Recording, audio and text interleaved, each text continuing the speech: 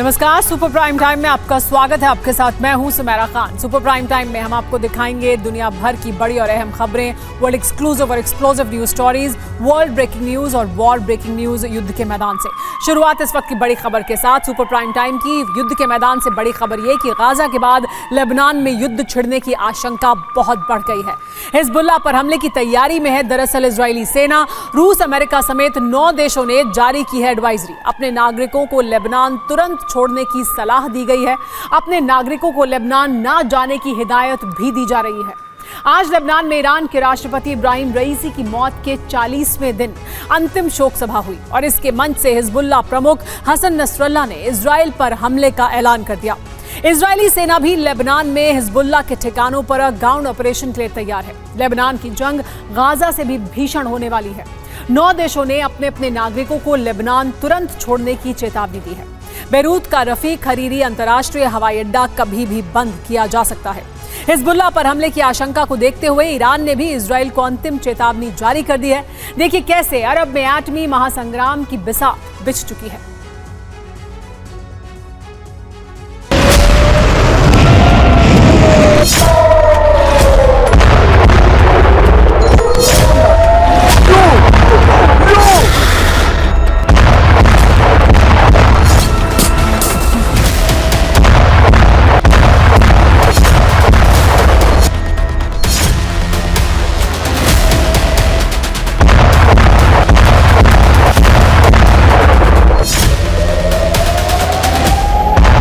जिस खतरे का अंदेशा बीते 3 हफ्ते से जताया जा रहा था, वह पूरे अरब पर मंडराने लगा है।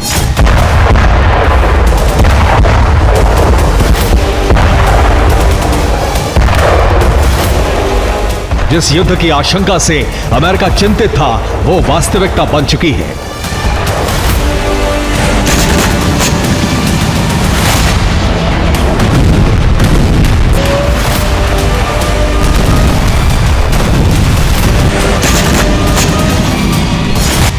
हिजबुल्लाह ने इजराइल के खिलाफ बड़ी जंग का ऐलान कर दिया है।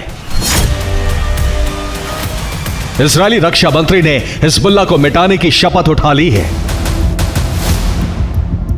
लेबनान बॉर्डर पर 1000 से ज्यादा आईडीएफ के सैन्य वाहन तैनात हो चुके हैं। 8 देशों ने नागरिकों को लेबनान छोड़ने की चेतावनी जारी कर दी है। बेरूत का रफीक हरीरी इंटरनेशनल एयरपोर्ट बंद होने वाला है।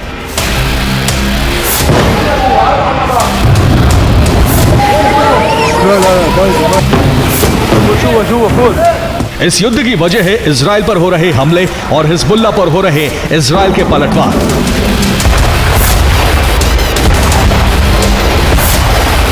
छब्बीस जून की शाम को हिजबुल्लाह ने इजराइल के मैतुला पर 4 एंटी टैंक मिसाइल हमले किए। हिजबुल्लाह रॉकेट फोर्सेस ने दावा किया कि हमले इजरायली सेना की चौकियों पर किए गए।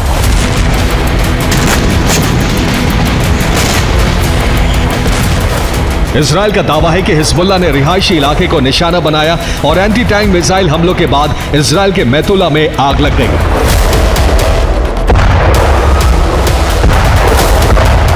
इन हमलों के बाद इजराइल ने दक्षिणी लेबनान के तबाते पर हमले किए। इजरायली वायुसेना और रॉकेट फोर्सेस ने हिजबुल्लाह के ठिकानों को निशाना बनाया।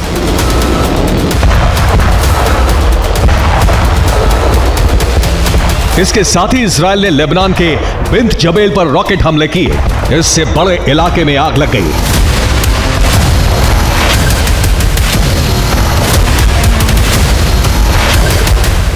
लेबनान से अरब में महासंग्राम तय माना जा रहा है। इजराइल के रक्षा मंत्री ने इसके संकेत भी दे दिए हैं।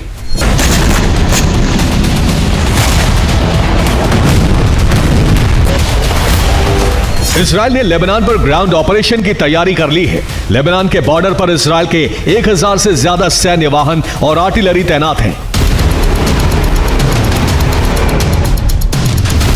इजराइल लेबनान पर कभी भी बड़ा हमला कर सकता है। अमेरिका ने भी हिजबुल्लाह को चेतावनी जारी कर दी है कि इजराइल को रोकना मुश्किल है।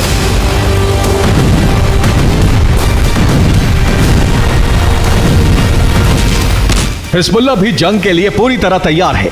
ईरानी IRGC ने लेबनान में जो सुरंगें डिजाइन की हैं, उनके वीडियो जारी कर दिए हैं।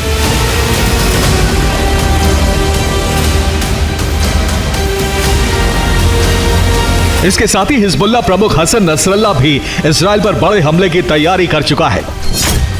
लेबनान में हसन नसरल्लाह ने ईरान के राष्ट्रपति इब्राहिम रईसी की अंतिम शोक सभा में हिस्सा लिया। इस शोक सभा के मंच से नसरल्लाह ने इजराइल पर हमले का ऐलान कर दिया।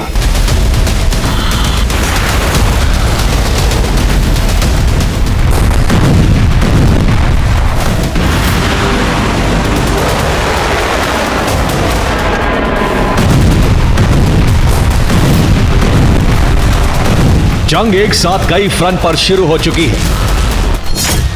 इजराइल और हिजबुल्लाह एक दूसरे पर पलटवार कर रहे हैं।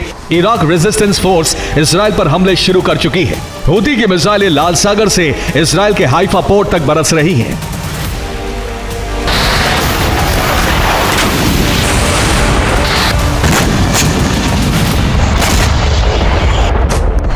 सबसे बड़े खतरे की बात यह है कि हूती के पास ऐसा हथियार आ चुका है जिसको रोकने की ताकत अमेरिका और इजराइल के डिफेंस सिस्टम में भी नहीं है। हूती की हादिम 2 नाम की यह मिसाइल हाइपरसोनिक कैटेगरी की है और इससे हूती ने इजरायली जहाज पर हमले भी किए हैं।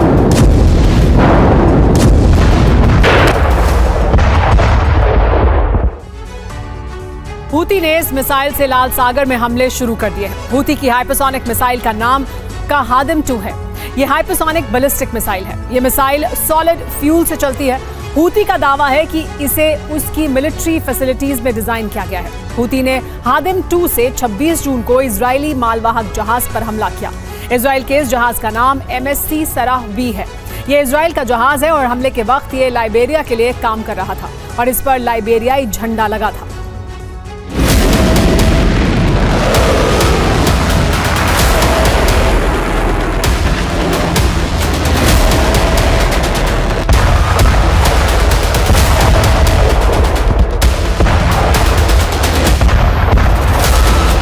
ये उसी इजरायली जहाज की तस्वीरें हैं जिस पर हूती ने हाइपरसोनिक मिसाइल से हमला किया।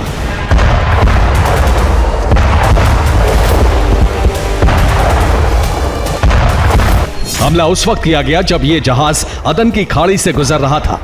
हमला सटीक रहा और इजरायली जहाज लपटों में घिर गया।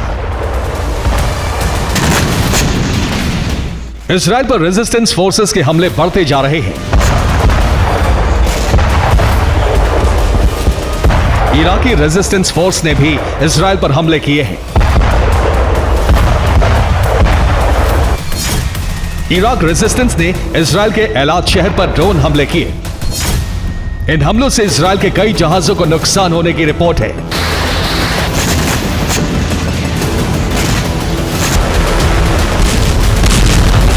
इजरायली प्रधानमंत्री नेतन्याहू ने ऐलान किया है कि गाजा से फोकस शिफ्ट किया जा रहा है।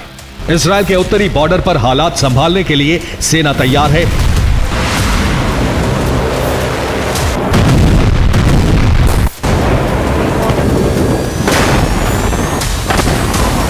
यह तय माना जा रहा है कि हिजबुल्लाह और इजराइल की जंग शुरू होने वाली है। इसीलिए 8 देशों ने अपने नागरिकों को लेबनान छोड़ने की चेतावनी जारी कर दी है। Netherlands, Germany, Canada, UK, US, Qatar, Norway और डेनमार्क ने कहा है कि उनके नागरिक तुरंत लेबनान छोड़ दें।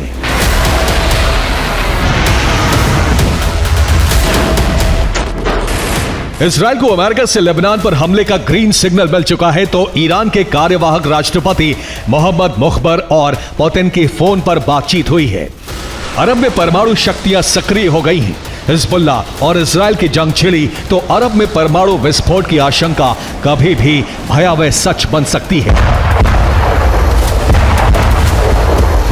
Bureau report, TV9, Bharatvarsh. इस वक्त की बड़ी खबर, रूसी कब्जे वाले इलाके में यूक्रेन ने हवाई हमला किया है।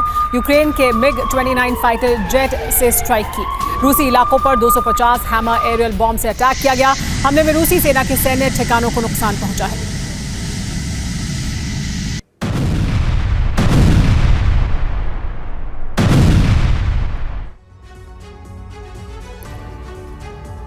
यूक्रेन विनाश के बाद पुतिन के टारगेट पर अब नेटो आ चुका है और ये आशंका यूं ही नहीं जताई जा रही। इसके पीछे की वजह है आर्कटिक से बाल्टिक सी तक पुतिन ब्रिगेड की जंगी तैयारी, विध्वंसक हथियारों की तैनाती। दरअसल रूसी डिफेंस ने नेटो के 8 देशों को टारगेट करने का, उन पर विध्वंसक हमले करने का प्लान तैयार कर लिया है और इसी प्लान के तहत बाल्टिक सी से बैरेंट्स सी तक पुतिन ने जंगी बेड़े, सबमरीन, एटमी बॉम्बर और 5th जनरेशन फाइटर जेट तक को तैनात कर दिया है।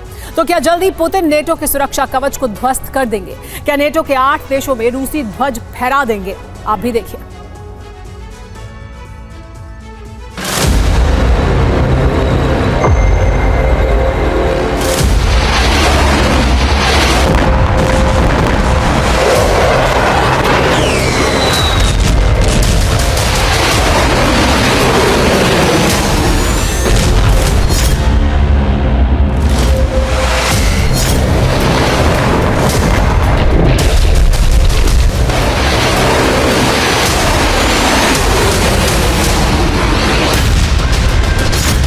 बाल्टिक सी से बैरेंट्स सी तक,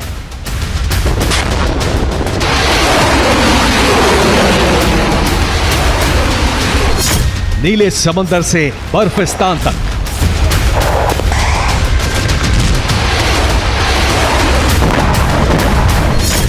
आसमान वाले एयरफील्ड से बॉर्डर वाले कॉन्फ्लिक्ट जोन तक,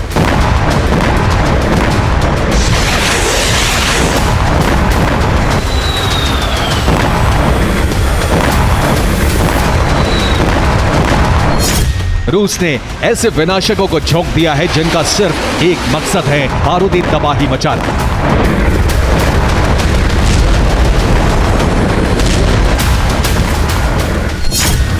दुश्मन खेमे पर विध्वंसक प्रहार करना,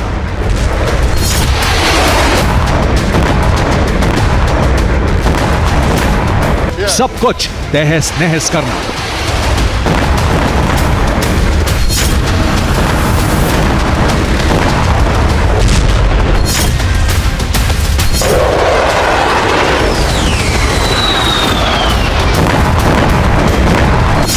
दरअसल आर्कटिक रीजन से बाल्टिक तक महाबली रूस ने प्रचंड युद्ध की तैयारी शुरू कर दी है। दावा तो यहां तक किया जा रहा है कि इस पूरे रीजन में प्रेसिडेंट पुतिन न सिर्फ सुरक्षा दीवार बनाएंगे बल्कि अपने विध्वंसक हथियारों से नेटो के 8 देशों में रूसी ध्वज फहराएंगे।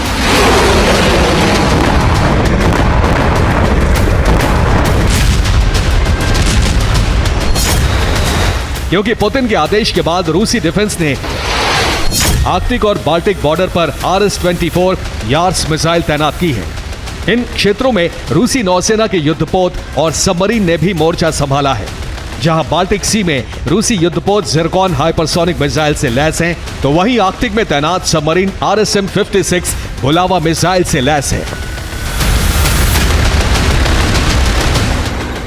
रूस यूक्रेन जंग के बीच पहली बार रूसी डिफेंस ने इस तरह का चक्रव्यूह तैयार किया, जिससे यूक्रेन तो छोड़िए नेटो देशों तक की जान हलक में अटक गई है।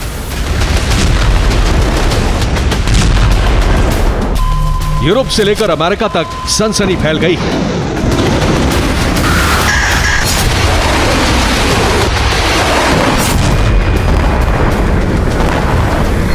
हर किसी के जहन में यही सवाल कौंधने लगा है कि आखिर पुतिन चाहते क्या है।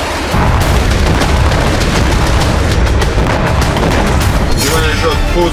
2024 में उनका विस्फोटक प्लान क्या है?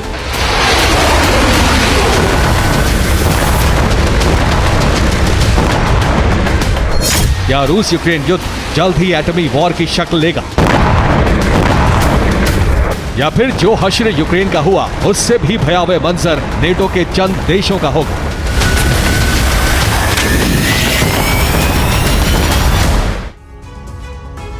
रूसी डिफेंस का एक्शन में आना संकेत है कि अब प्रेसिडेंट पुतिन का टारगेट यूक्रेन नहीं बल्कि नेटो के वो 8 देश हैं जिस पर किसी भी वक्त हमला हो सकता है। आखिर वो मुल्क कौन कौन से हैं ये भी बता देते हैं। पुतिन के टारगेट पर सबसे पहले बाल्टिक के 3 देश लिथुएनिया, लातविया और एस्टोनिया हैं, जिनका बॉर्डर रूस से लगा हुआ है। ऐसे में क्रेमलिन को आशंका है कि बाल्टिक देशों से नेटो की सेना रूस पर धावा बोल सकती है। लिहाजा रूसी डिफेंस ने बाल्टिक देशों से सटे बॉर्डर पर मिसाइलें तैनात कर दी हैं। वहीं कैलिनिनग्राड में रूसी के जंगी बेड़े क्रूज मिसाइलों के साथ मोर्चा संभाले हुए हैं। बाल्टिक देशों के बाद पुतिन के टारगेट पर नॉर्डिक के 3 देश हैं, जिसमें शामिल हैं फिनलैंड, स्वीडन और नॉर्वे। दरअसल बाल्टिक सी और बैरेंट सी के बीच मौजूद ये तीनों देश भी पुतिन के लिए सिरदर्द बन गए हैं, क्योंकि नॉर्वे तो पहले से ही नेटो का मेंबर था, वहीं फिनलैंड और स्वीडन हाल ही में नेटो के मेंबर बने हैं। ऐसे में आर्कटिक क्षेत्र में तीनों नॉर्डिक देश रूस के लिए खतरे की घंटी हैं। वहीं पुतिन बाल्टिक और नॉर्डिक देशों के साथ साथ नेटो के 2 और देशों की भी घेराबंदी कर रहे हैं। वो 2 मुल्क हैं पोलैंड और रोमानिया, जहां से यूक्रेन को लगातार हथियारों की सप्लाई हो रही है।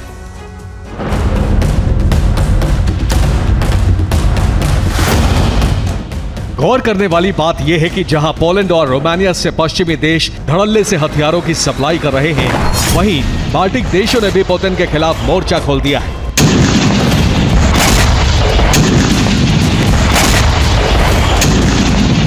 दावा तो यहां तक किया जा रहा है कि बाल्टिक देश रूस से सटे बॉर्डर पर सुरक्षा दीवार बना रहे हैं। एस्टोनिया में तो ब्रिटिश सेना ने मिलिट्री बेस बनाया हुआ है। इस मिलिट्री बेस पर ब्रिटिश कमांडो की एक टुकड़ी तैनात है। बाल्टिक देशों ने रूसी बॉर्डर के पास बारूदी सुरंग बिछा रखी है। वहीं सरहदी इलाकों में ड्रैगन टीथ टैंक बैरियर भी बनाए गए हैं। बस बाल्टिक देशों की इस गुस्ताखी से पुतिन भड़के हुए हैं।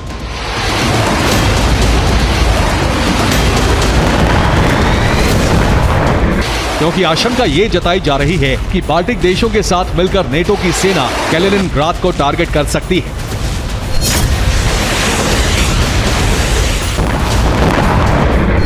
जो कि पुतिन का सबसे सीक्रेट न्यूक्लियर सेंटर है। ऐसे में कैलिनिनग्राड को बचाने के लिए रूस ने बाल्टिक देशों की घेराबंदी कर दी है।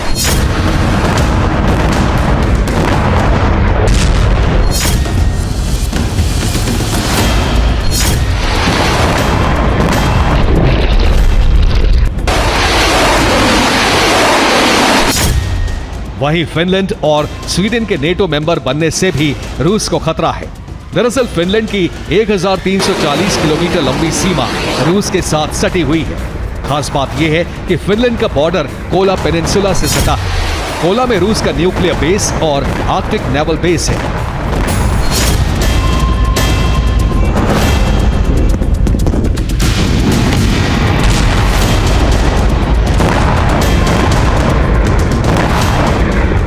ऐसे में पुतिन ने बाल्टिक सी से आर्कटिक तक बारूद बिछा दिया है, ताकि रूसी सरजमी पर मंडरा रहे किसी भी खतरे को जड़ से खत्म किया जा सके।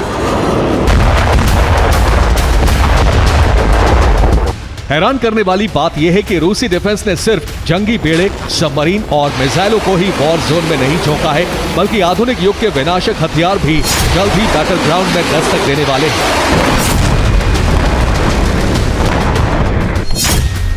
दरअसल रूसी डिफेंस की तरफ से जो अपडेट सामने आया है, उसके मुताबिक साल 2024 में रूसी नौसेना को 40 नए युद्धपोत मिलेंगे।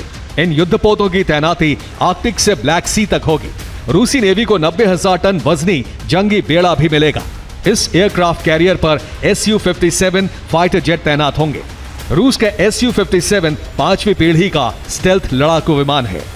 वहीं रूस ने Tu-160 एटमी बॉम्बर को भी अपग्रेड किया है। यकीन मानिए, इन जंगबाजों के रूसी बेड़े में शामिल होने के साथ ही पुतिन ब्रिगेड की ताकत पहले से कई गुना बढ़ जाएगी, क्योंकि ये तमाम अपग्रेडेड हथियार न सिर्फ किसी भी डिफेंस सिस्टम को भेदने में सक्षम हैं, बल्कि इसके साथ साथ एटमी तबाही भी मचा सकते हैं।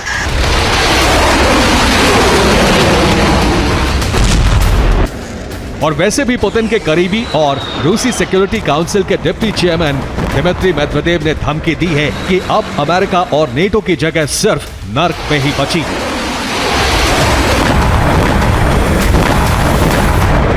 Bureau report TV9 Bharatvarsh. इस वक्त की बड़ी खबर दक्षिणी लेबनान से। दक्षिणी लेबनान के एतरौन इलाके में IDF ने बड़ा अटैक किया है। इजरायली डिफेंस फोर्स के लड़ाकू विमानों ने मिसाइलों से हमला किया। इजरायली डिफेंस फोर्स के हमले में हिजबुल्लाह के कई ठिकाने तबाह हो गए।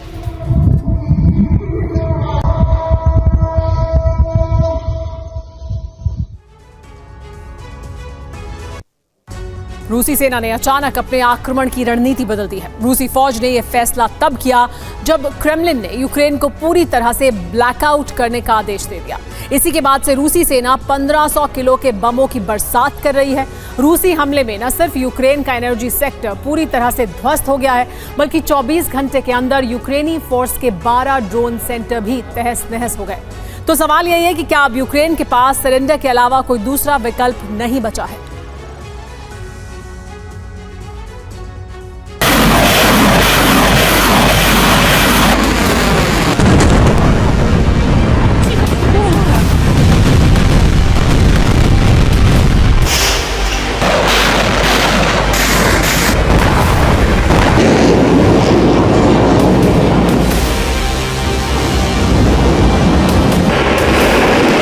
युद्ध का रूप और प्रारूप पूरी तरह से बदल गया है।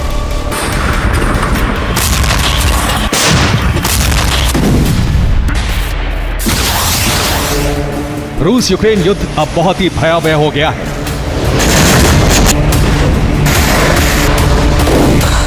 रूस यूक्रेन का अस्तित्व मिटाने पर आमादा है।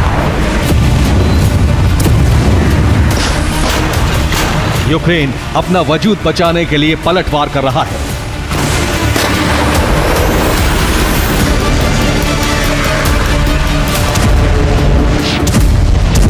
यूक्रेन रूसी धरती पर अटैक एमएस से तबाही मचा रहा है।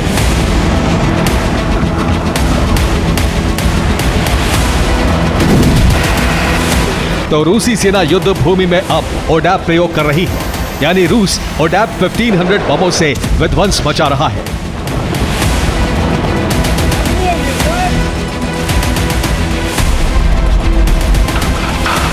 और इसी के साथ युद्ध सबसे खतरनाक दौर में प्रवेश कर गया है।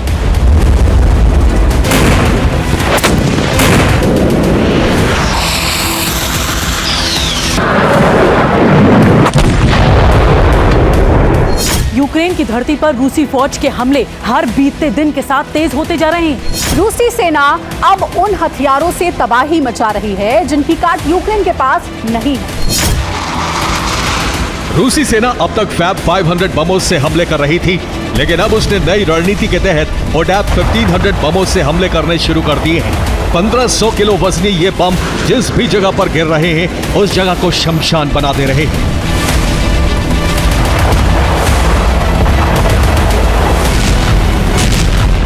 खार्किव, लवीव और खेरसोन यूक्रेन के ये वो 3 इलाके हैं जहां रूसी फौज ने 1500 किलो के ओडैप बम से ब्लास्ट किए। टारगेट पर यूक्रेन के ड्रोन कंट्रोल सेंटर थे। रूसी हमले की वजह से इन तीनों इलाकों में यूक्रेन के कई ड्रोन कंट्रोल सेंटर समाप्त हो गए।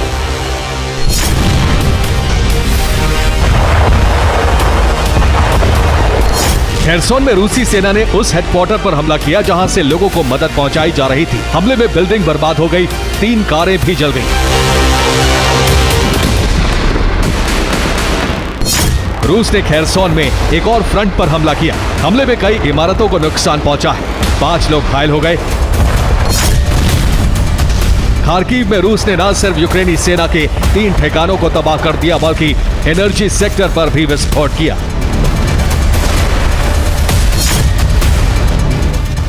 डोनेस्क में रूसी हमले के बाद भीषण आग लग गई, कई लोगों के मारे जाने की रिपोर्ट है। सिवरेस्क के पास रूसी सेना ने भीषण हमला कर यूक्रेन के 2 ठिकानों पर कब्जा जमा लिया।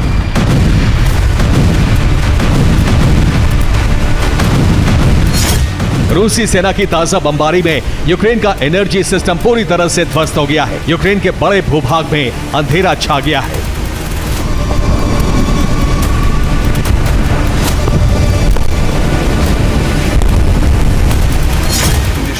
रूस के डिप्टी विदेश मंत्री सर्गेई ryabkov ने चेतावनी दे दी है कि यूक्रेन को अमेरिकी मदद तीसरे विश्व विनाश की वजह बनेगा।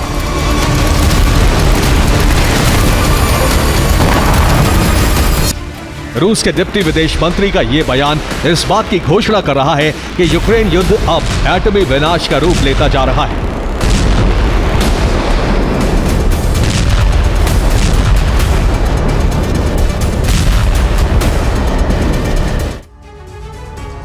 चौबीस घंटे में रूसी सेना ने ODAB 1500 बॉम्ब से बहुत ही विध्वंसक हमला किया। रूसी रक्षा मंत्रालय के मुताबिक रूसी फौज ने यूक्रेन के 110 शहरों में ब्लास्ट किए। इस ब्लास्ट में यूक्रेन के 12 ड्रोन सेंटर भस्म हो गए। डोनेस्क में रूस ने यूक्रेन के 510 सैनिकों, 4 इलेक्ट्रॉनिक वॉरफेयर सिस्टम और 3 हथियार डिपो को तहस नहस कर दिया। लुहांस्क में यूक्रेन के 400 सैनिक मारे गए, 7 सैन्य वाहन और 6 हथियार जल गए। खार्किव में यूक्रेन के 300 जवानों की मौत हो गई, 7 सैन्य वाहन और 6 हथियार भी ध्वस्त हो गए। खेरसोन में यूक्रेन के 77 सैनिक मारे गए, 5 हथियार, 3 हथियार गोदामों का भी अस्तित्व मिट गया।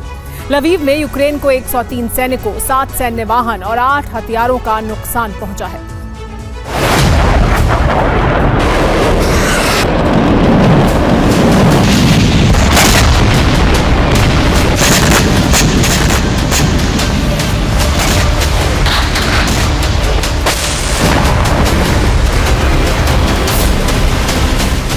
रूस के विध्वंसक हमलों से यूक्रेन के अस्तित्व पर अब तक का सबसे बड़ा संकट मंडरा रहा है। ऐसे में यूक्रेन अपना वजूद बचाने के लिए पूरी ताकत से जंग लड़ रहा है। यूक्रेनी फोर्स इस वक्त सबसे ज्यादा हमले रूसी शहरों पर कर रही है। हैरानी की बात यह है कि यूक्रेन के ज्यादातर हमले सफल हो रहे हैं। रूसी सेना को रूस के अंदर ही बड़ा जख्म मिल रहा है।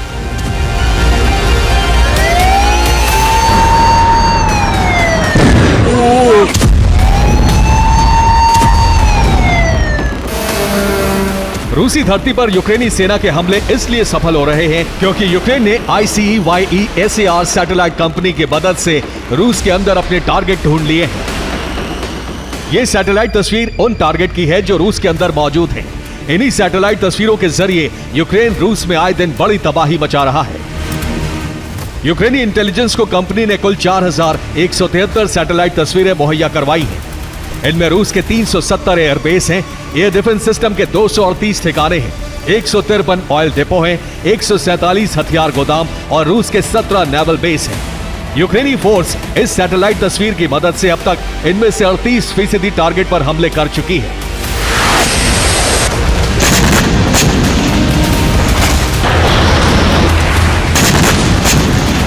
यही वो सैटेलाइट तस्वीरें हैं जो यूक्रेनी फोर्स के लिए वरदान साबित हो रही हैं। इन्हीं तस्वीरों के जरिए यूक्रेन ने क्रीमिया में रूस के स्पेस सेंटर को तहस नहस कर दिया। रूस का स्पेस सेंटर किस तरह भस्म हो गया, इसकी गवाही सैटेलाइट तस्वीर दे रही है। यूक्रेनी फोर्स युद्ध भूमि में भी रूसी सेना को रोकने की कोशिश कर रही है।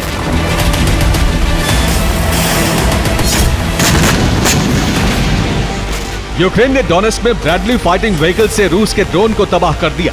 यूक्रेनी फोर्स ने ज़पोरिज़िया में रूस के 3 सैन्य ठिकानों पर विस्फोट किया। खार्किव में यूक्रेन के इन्फेंट्री ने रूसी सेना पर धावा बोला, कई रूसी सैनिक मारे गए।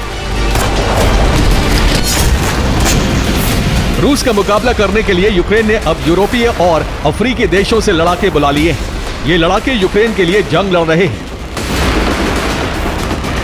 हालात का जायजा लेने के लिए यूक्रेनी राष्ट्रपति वोलोदिमीर ज़ेलेंस्की अपने नए कमांडर के साथ फ्रंट लाइन पर पहुंचे, सैनिकों का हौसला बढ़ाया। जाहिर है यूक्रेन हार मानने को तैयार नहीं है। नेटो की मदद से ज़ेलेंस्की सेना की जो तैयारी है वो युद्ध की आग को और भड़काने जा रही है। Bureau report, TV9 Bharat.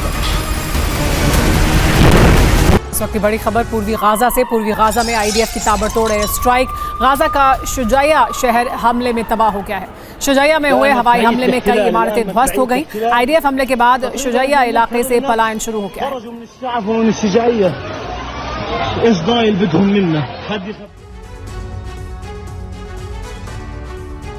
रूस की तबाही का ख्वाब देखने वाले अमेरिका ने नया प्लान तैयार किया है।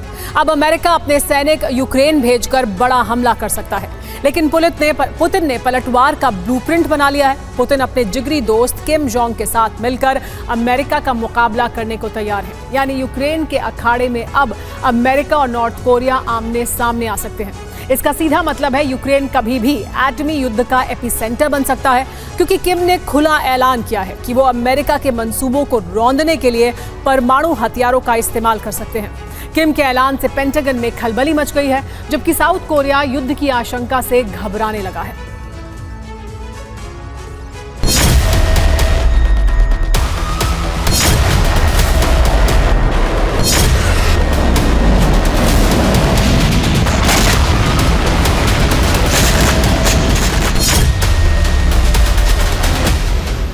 रूस यूक्रेन युद्ध में जो अभी तक नहीं हुआ वो अब होने जा रहा है।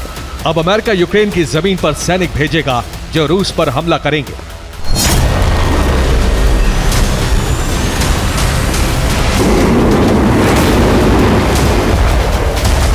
पेंटागन के इस ऐलान को एक दिन हो गया, लेकिन इस खबर में ट्विस्ट क्या है वो समझिए। अमेरिका की सेना को रोकने के लिए पुतिन उस योद्धा को सामने ला रहे हैं जिसके नाम से पेंटागन में दहशत फैल जाती है।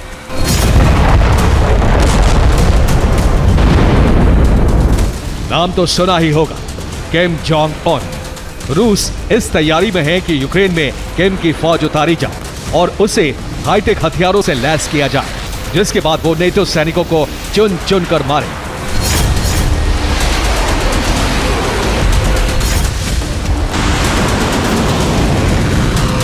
यानी अमेरिकी कॉन्ट्रैक्टर को जवाब देंगे किम के किलर सैनिक, जिन्हें रूस टैक्टिकल वेपन भी दे सकता है। यानी रूस दुनिया के सामने दिखाएगा कि उसने टैक्टिकल एटमी वेपन का इस्तेमाल नहीं किया, जबकि ये काम नॉर्थ कोरिया करेगा, जो पहले ही अमेरिका को एटमी धमकी दे चुका है। साउथ कोरिया की खुफिया रिपोर्ट में बताया गया है कि नॉर्थ कोरिया अपने सैनिकों को जल्द ही यूक्रेन भेजने की तैयारी कर रहा है। सैनिकों को मिलिट्री इंजीनियरिंग यूनिट के नाम से डिप्लॉय करने की तैयारी की जा रही है। शुरुआत में रूसी सैनिकों के साथ यूक्रेन में कब्जे वाली जमीन पर इंफ्रास्ट्रक्चर तैयार कराएंगे, लेकिन अमेरिकी सैनिकों के युद्ध में हिस्सा लेने पर उसका सफाया करने का भी प्लान तैयार किया गया है।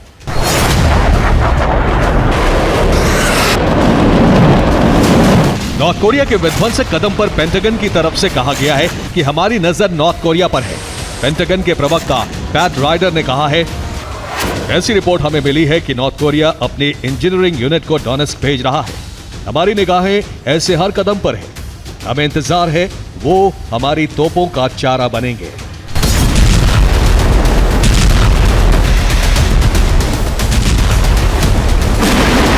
इसके जवाब में रूस की तैयारी काफी बड़ी है, क्योंकि जब से नेटो ने अपने सैनिक यूक्रेन भेजे हैं, तब से पुतिन ने एक नया प्लान तैयार कर लिया है, जिसमें रूस भी कई देशों के सैनिक और हथियार यूक्रेन में उतारने जा रहा है। उन देशों के नाम सुन लीजिए: Belarus, north Korea, Vietnam, Iran, Iraq, Syria और चीन। इसके अलावा वैगनर और चेचेन लड़ाके पहले से ही युद्ध में उतरे हुए हैं, जो अभी साउथ ईस्ट यूक्रेन में सक्रिय हैं।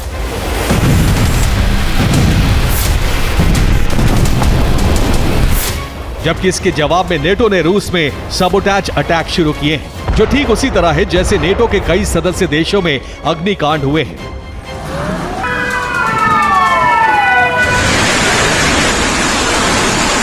ये इसी तरह के हमले का वीडियो है, जिसमें वोरकोता नोवरोसिस्क रूट पर जा रही एक रेल दुर्घटनाग्रस्त हो गई। 9 डिब्बे पलट गए, 70 लोग गंभीर रूप से घायल हो गए। अभी तक हादसे के कारणों का पता नहीं लगा है, जबकि रूस की खुफिया एजेंसी का दावा है कि इसके पीछे कोई गहरी साजिश है।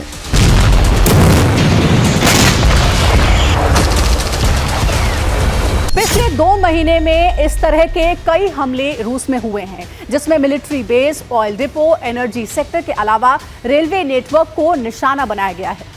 हालांकि नेटो भी कहता रहा है कि रूस लगातार अपने प्रॉक्सी के जरिए कई यूरोपीय देशों को दहला चुका है और ये हमले अभी भी जारी हैं। अभी से पहले रूस इन हमलों पर कुछ नहीं बोला, लेकिन अब रूस अपने प्रॉक्सी को उन तमाम देशों में उतारने जा रहा है। ये वो देश हैं जो यूक्रेन में अपने सैनिक भेज रहे हैं, जिसमें America, France, Poland, Britain, Denmark, Germany और स्वीडन सबसे पहले निशाने पर हैं। यानी पुतिन अमेरिकी कॉन्ट्रैक्टर को जवाब देना चाहते हैं कि अमेरिका यूक्रेन की धरती को अफगानिस्तान या इराक न समझे, क्योंकि वहां भी अमेरिका ने कॉन्ट्रैक्टर के रूप में सैनिक भेजे, लेकिन आखिर तक उन्हें अमेरिका कॉन्ट्रैक्टर ही मानता रहा, जबकि उस इंजीनियरिंग कोर में नेटो सैनिकों को भी शामिल कराया था। इसी तरह की मॉडस ऑपरेंडी को यूक्रेन में आजमाने की तैयारी है।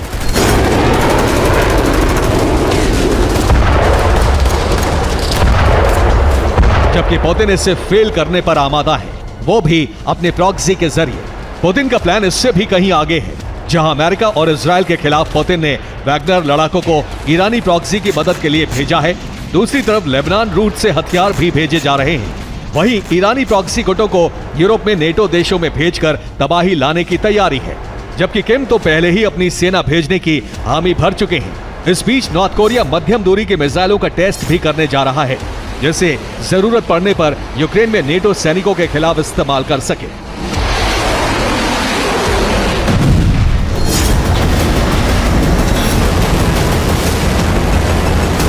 इंटरनल रिपोर्ट है कि चीन भी जरूरत पड़ने पर प्रॉक्सी कोर के रूप में अपने सैनिक भेज सकता है, क्योंकि रूस ने साउथ चाइना सी में अमेरिका को ढकेलने के लिए अपने वॉरशिप लगा दिए हैं।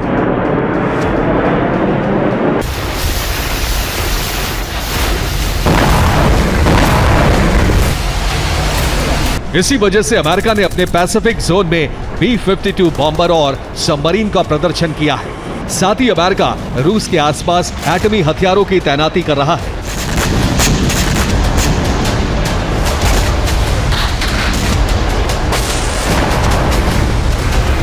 यानी अब हालात कोल्ड वॉर जैसे हो चुके हैं, जिसमें एक तरफ रूसी गठबंधन है जिसमें रूस, चीन और नॉर्थ कोरिया है, दूसरी तरफ अमेरिका और नेटो देश हैं, जबकि इस बार एपिसेंटर यूक्रेन बन चुका है। Bureau report, TV9 Bharatvarsh. पश्चिम से मिले हथियारों के दम पर ज़ेलेंस्की 2 साल से रूस के खिलाफ जंग लड़ रहे हैं। पश्चिमी देश यूक्रेन को अरबों डॉलर के हथियार दे चुके हैं। अब यूक्रेन की मदद को लेकर रूस का सनसनीखेज दावा सामने आया है। दावा है कि हथियारों के बदले यूक्रेन का खजाना पश्चिमी देशों के पास जा रहा है और ज़ेलेंस्की यूक्रेन लूट का सिर्फ एक मोहरा है। सवाल है कि रूस के दावों में कितना दम है और यूक्रेन के पास ऐसा कौन सा खजाना है जिसके बदले यूक्रेन के हथियार गोदाम नॉन स्टॉप भरे जा रहे हैं। इस रिपोर्ट में देखिए।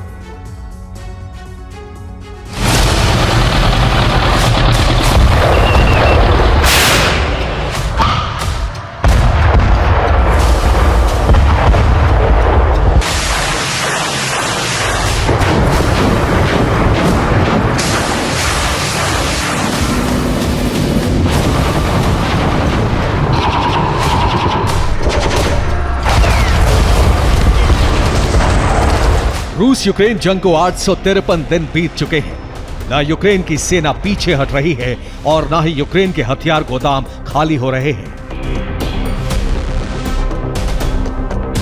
ज़ेलेंस्की हथियारों की कमी का रोना रोते हैं और अगले ही हफ्ते पश्चिमी देशों से हथियारों की नई ग्रांट मिल जाती है। यूक्रेनी गोदामों को हथियारों से भर दिया जाता है।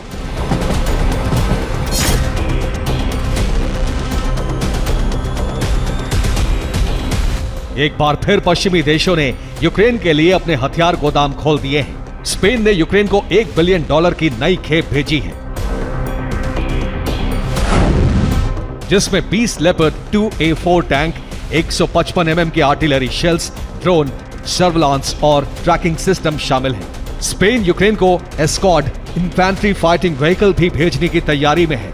अमेरिका ने भी यूक्रेन के लिए हथियारों की नई खेप भेजी है। नई खेप में GCS-200 mine clearing vehicle, military truck, बख्तरबंद वाहन और मेटल डिटेक्टर्स शामिल हैं। इटली ने भी यूक्रेन के लिए प्यूमा आर्मर्ड पर्सनल कैरियर भेजे हैं।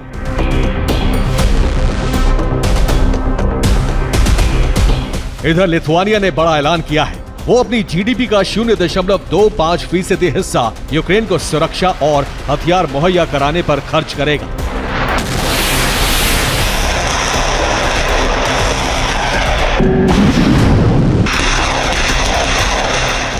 अब तक माना जा रहा था कि यूक्रेन को नॉन स्टॉप हथियारों की सप्लाई का मकसद रूस को बर्बाद करना है, मगर अब दावा किया जा रहा है कि यूक्रेन को हथियारों की सप्लाई के बदले पश्चिमी मुल्क उससे बड़ी कीमत वसूल रहे हैं। रूस का दावा है कि पश्चिमी देशों की नजर यूक्रेन के खनिज भंडार पर है। हथियारों के बदले अमेरिका और उसके मित्र देश इस पर कब्जा चाहते हैं।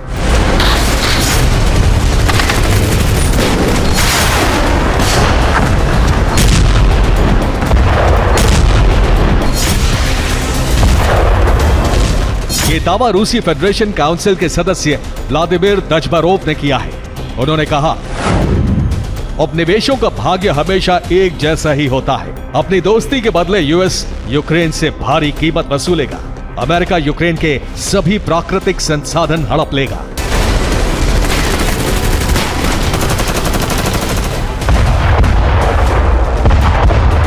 रूस के इन दावों के पीछे अमेरिकी सीनेटर लिंडसे ग्राहम का एक बयान है, जिसमें उन्होंने यूक्रेन के खनिज भंडार का जिक्र किया था।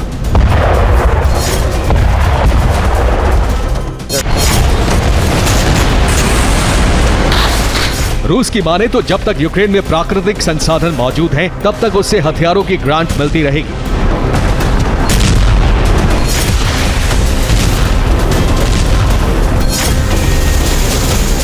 रूस भले ही यूक्रेन की खनिज संपदा पर कब्जे की कोशिश का आरोप लगा रहा हो, लेकिन ये बात किसी से छिपी नहीं है कि यूक्रेन पर रूस के हमले की एक बड़ी वजह भी यूक्रेन का ये प्राकृतिक खजाना ही है।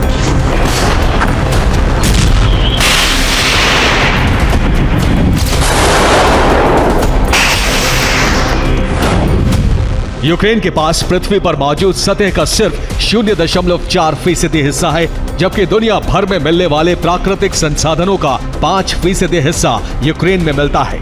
रिपोर्ट्स के मुताबिक यूक्रेन में $12 ट्रिलियन का खनिज भंडार मौजूद है। यूक्रेन के प्राकृतिक भंडार में सबसे ज्यादा टाइटेनियम, आयरन, लिथियम, कोयला, बॉक्साइट, प्राकृतिक गैस और ऑयल मौजूद है। रूस का दावा है कि ज़ेलेंस्की इन प्राकृतिक संसाधनों को औने पौने दामों पर अमेरिका और उसके मित्र राष्ट्रों को बेच रहे हैं, ताकि जंग के लिए पश्चिमी देशों से हथियारों की सप्लाई धीमी ना पड़े।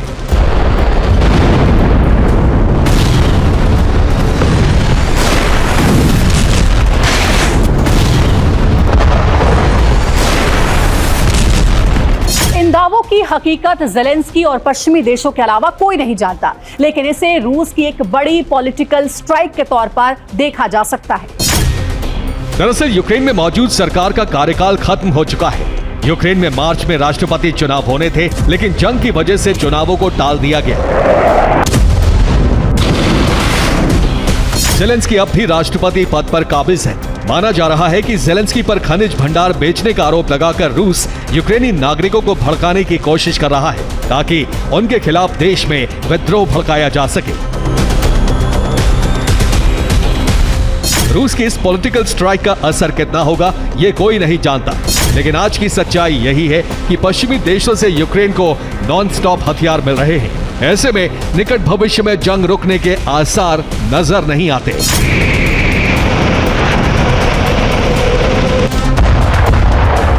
Bureau report, TV9 Bharatvarsh.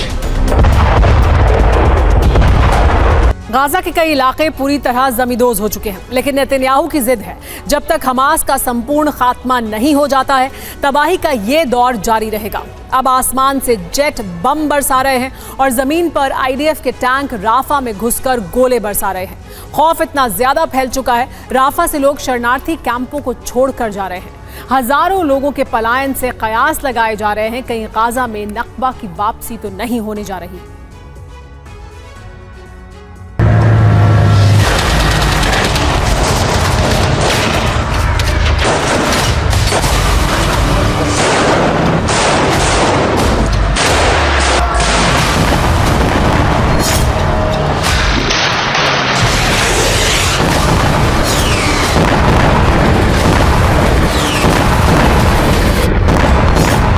इतनी तबाही, इतनी बर्बादी, और ये कब तक जारी रहेगी, इसका कोई अंदाजा नहीं।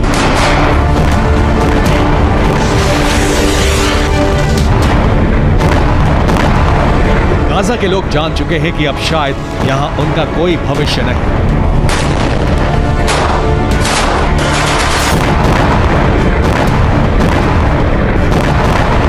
इसलिए भगदड़ मची है, लोग जान बचाने के लिए भाग रहे हैं।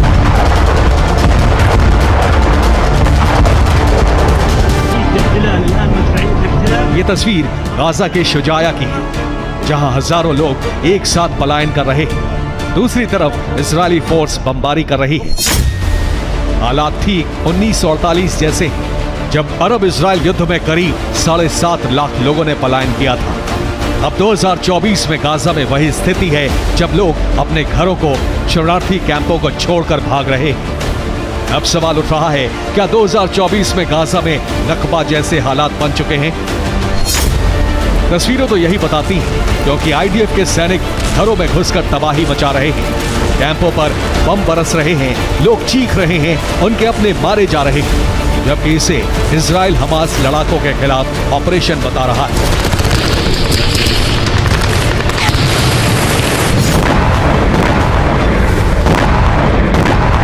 पिछले 24 घंटे में राफा में 60 लोगों की मौत हो चुकी है। रिफ्यूजी कैंप पर भी हमला किया गया। हालांकि कई जगह हमास के लड़ाकों ने जवाब दिया। दूसरी तरफ हमास लड़ाकों ने कई जगहों पर माइंस लगा दी, जिससे इजरायली सैनिकों को ग्राउंड ऑपरेशन में परेशानी हो रही है। 24 घंटे पहले बोलिविया में तख्तापलट की कोशिश हुई। आर्मी के जनरल ने राष्ट्रपति भवन पर धावा बोल दिया, वो भी टैंक और बख्तरबंद वाहनों के साथ। सेना राष्ट्रपति भवन के अंदर दाखिल होती है, लेकिन अचानक कुछ ऐसा हुआ जिसने सेना के बढ़ते कदम रोक दिए। ये किसी फिल्मी सीन के जैसा था। देखते ही देखते सेना जनरल का साथ छोड़कर बोलिवियाई राष्ट्रपति के साथ खड़ी हो गई। क्या थी इस विद्रोह की वजह और कैसे तख्तापलट की कोशिश को नाकाम कर दिया गया, इस रिपोर्ट में देखिए।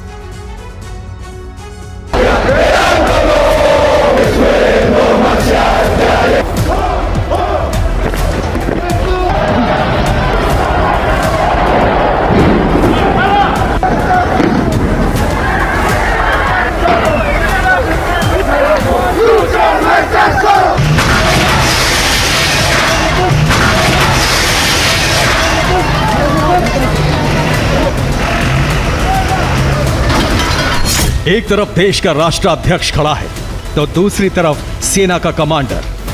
राष्ट्राध्यक्ष के साथ देश की आवाम है तो कमांडर के साथ मुल्क की सेना। दोनों एक दूसरे की तरफ गुस्से से देख रहे हैं।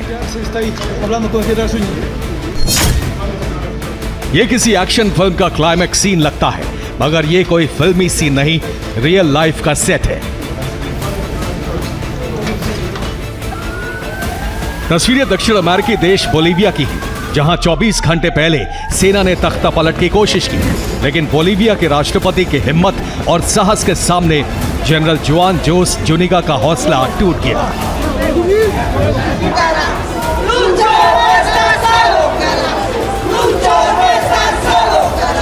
चौबीस घंटे पहले तक बोलिविया में सब कुछ सामान्य था। अचानक बोलिविया आर्मी के जनरल कमांडर जुआन जोस जुनिगा सैनिक और बख्तरबंद वाहनों के साथ सड़कों पर उतरा और राष्ट्रपति भवन की ओर मार्च शुरू कर दिया। खबर मिलते ही राष्ट्रपति लुइस आर्से ने लोगों के लिए एक संदेश जारी किया, जिसमें बोलिविया की आवाम से लोकतंत्र बचाने की अपील की गई थी। नई दिल्ली में विदेश मंत्री एस जयशंकर ने म्यांमार के विदेश मंत्री यू थान श्वे से मुलाकात की। विदेश मंत्री ने इस बैठक में म्यांमार में जारी गृह युद्ध पर और चीन की साजिश पर चिंता जताई। जयशंकर ने भारतीय सीमाई इलाकों में बढ़ते खतरे को खत्म करने और म्यांमार के मियावड़े में फंसे भारतीयों की वापसी का मुद्दा भी उठाया।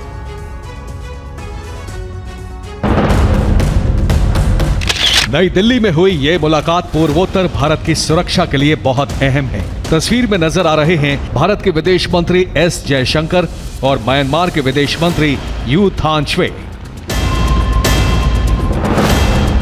एस जयशंकर ने म्यांमार के विदेश मंत्री के सामने म्यांमार में सेना और विद्रोहियों के बीच गृह युद्ध पर चिंता जताई। इसके साथ ही मियावाड़े में फंसे भारतीयों की वतन वापसी पर चर्चा की। म्यांमार से भारत में अवैध हथियारों की तस्करी, ड्रग तस्करी और घुसपैठ का मुद्दा उठाया। म्यांमार में भारतीय प्रोजेक्ट की सुरक्षा बढ़ाने में सहयोग की मांग की। जयशंकर ने कहा कि भारत म्यांमार में शांति स्थापना के लिए सभी पक्षों से बातचीत के लिए तैयार है।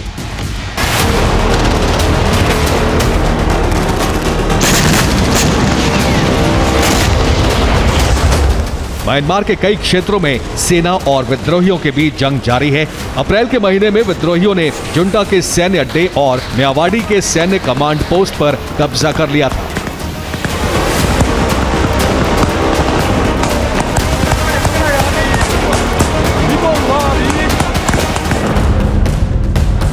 विद्रोही गुट ऑपरेशन 1027 चला रहे हैं। इन गुटों ने छोटे छोटे मिलिशिया से हाथ मिला लिया है और भारत म्यांमार व्यापार के लगभग सभी रास्तों पर कब्जा कर लिया है। भारत का 1600 किलोमीटर का सीमाई क्षेत्र म्यांमार से सटा है। अरुणाचल प्रदेश, नागालैंड, मणिपुर और मिजोरम म्यांमार से सटे हुए हैं। म्यांमार में चीनी विद्रोहियों को हथियार सप्लाई कर रहा है। चीन के इशारे पर ये भारतीय हितों पर हमले कर रहे हैं। अप्रैल में विद्रोही गुट सितवे पोर्ट की ओर बढ़े थे, जिससे भारत बना रहा है। भारत ने यहां पर अपने कॉन्सुलेट को बंद कर दिया और राजनयिकों को निकाल लिया था। चीन पूर्वोत्तर के राज्यों में स्थिति बिगाड़ने की साजिश रच रहा है। म्यांमार के विद्रोही भारत में अवैध हथियारों की तस्करी, ड्रग तस्करी कर रहे हैं। इन्हीं सब मुद्दों को विदेश मंत्री जयशंकर ने इस मुलाकात में उठाया है। Bureau report, TV9, Bharatvarsh.